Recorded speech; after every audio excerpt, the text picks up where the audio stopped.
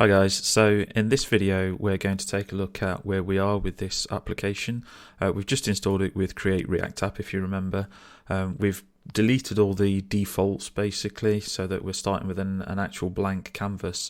But before we do that, I was just going to sort of go through what we've actually got here. So in terms of like folders and files and so forth. So the first one is Node Modules folder.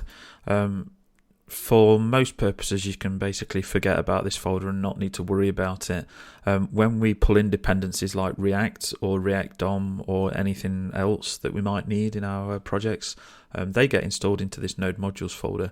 We don't really ever need to do anything with this. We don't commit it to our repositories in GitHub. We just basically have it as a folder that contains all of our dependencies. So there's not really much to talk about with this one.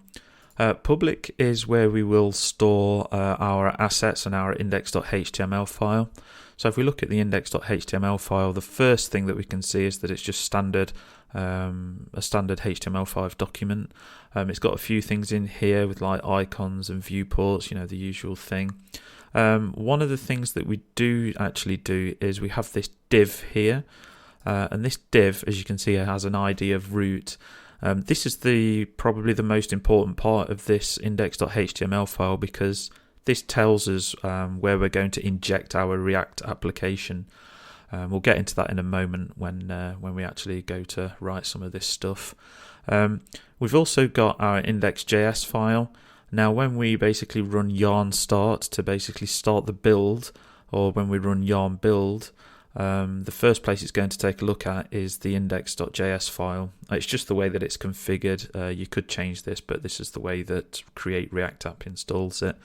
So once it looks at index.js, it will basically compile from there. So this is kind of our starting point. So this is where we're going to create stuff.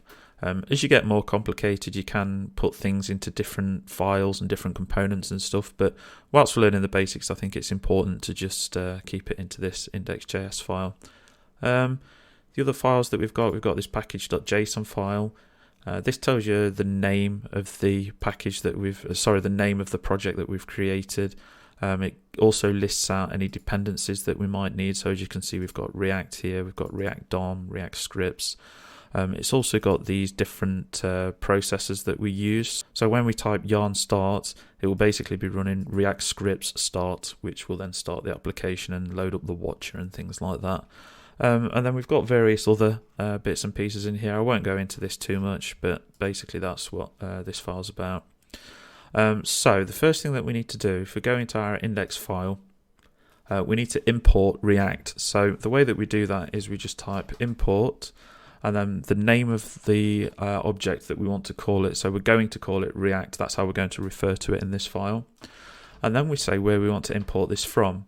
Now, if this is from npm yarn, or if it's from basically a dependency that we've installed using either of those package managers, then we can just type in the name of the package.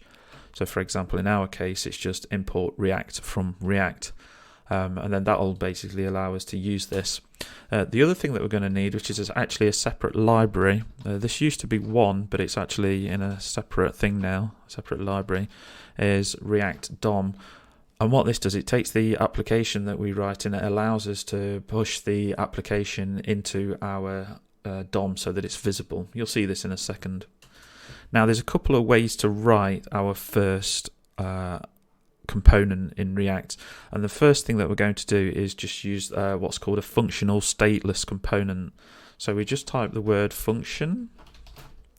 And then we go hello world. This is just the name. You've probably seen this a million times before with just general functions.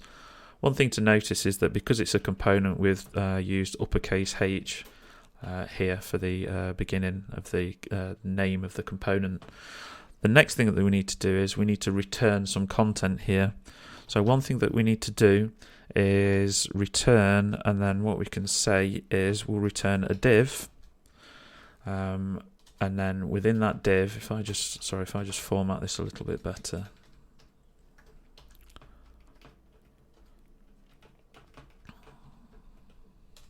There we go. So if we've got this div, and then within that div we'll have a h1, and it will just say hello world, like this. There we go. Now this might look a little bit odd because one thing you'll notice is that this isn't actually inside quotes. That's because this isn't actually a string. What this is something called JSX. JSX is a way to basically represent JavaScript calls in a familiar syntax. So in this example, we're just creating a div and then a h1, and then we're just closing that div. If we wanted to do this actually in JavaScript calls, then we would basically have to run a function called createElement, and then we would nest that within other createElement calls, and it's kind of really verbose to read. So the guys at Facebook, who obviously made React, decided that they would adopt this JSX syntax. So it's a bit more familiar for us to actually look at. It looks like HTML. One thing to note though is that don't be mistaken, this isn't actually HTML, even though it looks perfectly like HTML and it's very familiar for us. When this actually compiles down, it is compiled down into JavaScript code. So that's what this looks like at the minute. We'll talk about JSX a little bit more in another video. So if I do this and save it, as you can see, nothing's happening on the left hand side. We've got no call there at all. There's nothing on the site. So this is where we use the React DOM library. So if we do React DOM and then type in render, what we can do here, we need two things to make this function work and to render the application. The first thing that we need is the hello world. If I just do it like this, that's the hello world component that we've just created. Now, two things here. The first thing is all React components need to have the closing tag. So in this case, it's just a self-closing tag. We could have equally just done hello world. Oops, if I just put the slash in front of there. We could have equally just done that. The second thing that we need to do is target the element where we want to inject this. So if you remember earlier when I spoke about this file, I said we was going to inject our React into here. So all that we need to do is, if we go back to our index, we can do document get element by ID, and then we can say root, and then if I save that, as you can see, it injects it there. Now that's basically a React application. This is a very basic React application, and just to prove that this doesn't have to be this way, we can just do self-closing tag like this, and everything still works fine, no problem. Also, if you look in the DevTools here, you can see that we can now click on this. It tells us where the file is and where it starts on what line number and stuff like this. It's got the props. As I say, it's a very basic component, so there's not much to sort of go over in terms of what can be shown in the actual DevTools for this. So just to reiterate what's happening here, we're installing React because we've included it in our package dependencies in our package.json file. The second thing that we're installing, or that we're pulling into our file, is React DOM.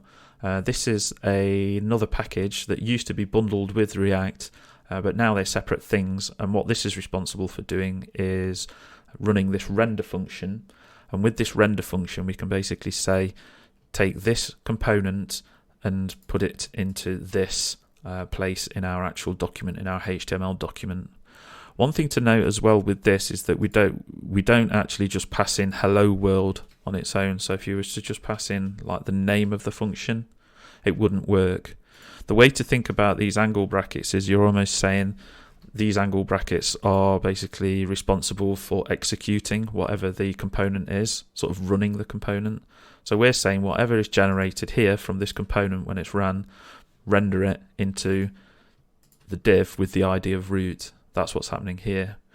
Now with this is a functional stateless component. We'll get into more details about what that means later on, but essentially it's a function just like everything in React, and the function begins with a capital letter because it's more of a class rather than a variable, and then from here you basically return this stuff which is called JSX. It looks like HTML, but it's not HTML.